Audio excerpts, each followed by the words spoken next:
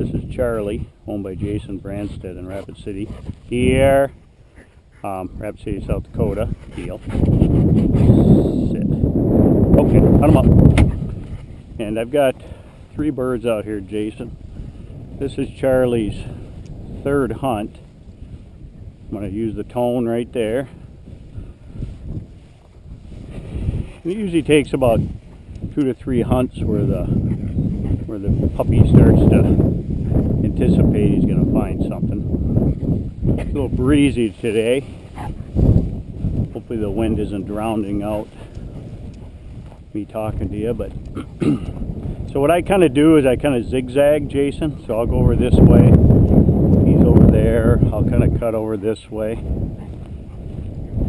Just to here, kind of get him used to working side to side. And with this strong of the wind, I actually want to come crosswind so you can hopefully see him smell it. Here, first bird's up in here. The wind's kind of coming across. There you go. Got a little whiff of it. Right there. So once he gets it, and actually they learn to use their nose now too, because they gotta find it. Atta boy, Charlie, here. So when he gets close, good boy. Drop. He's not force fenced yet. But I always restart. Sit back there, load my gun. Okay, hunt him up. So I release him on hunt him up. So the only time he hears that word is when I'm hunting him. I don't use it for anything else except just to encourage him to connect that word with birds.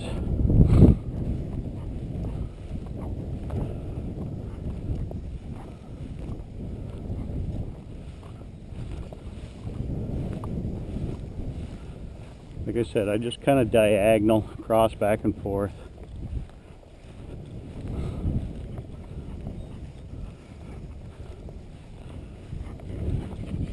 Hunt him up. Here. Hunt him up. Good boy. It's a little warm. It's probably about 80 degrees, so I don't spread these birds out too far when it's just warm. But the main thing is you're starting to see him stay out ahead of me. He's not out here going like, what are we out here for? So the next bird's up here, kind of right over here. So I'll bring him across when the wind's coming like this. Hunt him up. See him kind of turn on it there. See the body language change. Now you got to locate it. This is how they learn to, there we go, learn to use their nose. Is that wind. So he's learning that wind creates what he wants. Atta boy. Here. Good boy, Charlie. Drop. Of course, I don't want him jumping all over me when I have a bird. So I'll just, if I have to, I would just bump him with my knee there. But I don't have my an extra hand heel to use the collar at that point. Good boy. Ready? Okay. Hunt him up. So like I said, once again, I just say, okay, hunt him up, release him off that.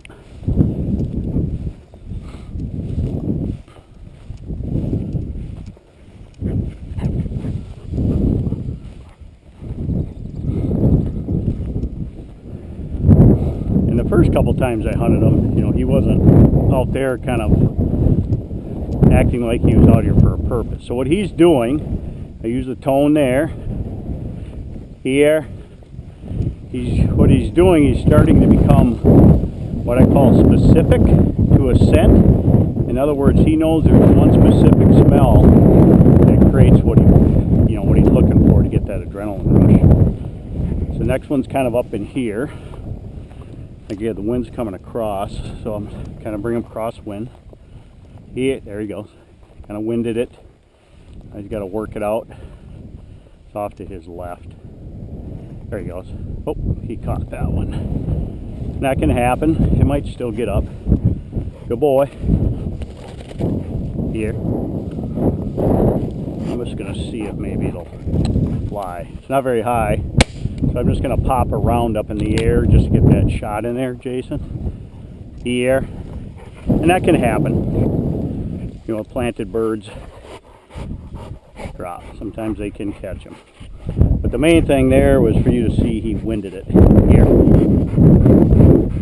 Sit. So that's Charlie, owned by Jason Brandsted in Rapid City, South Dakota.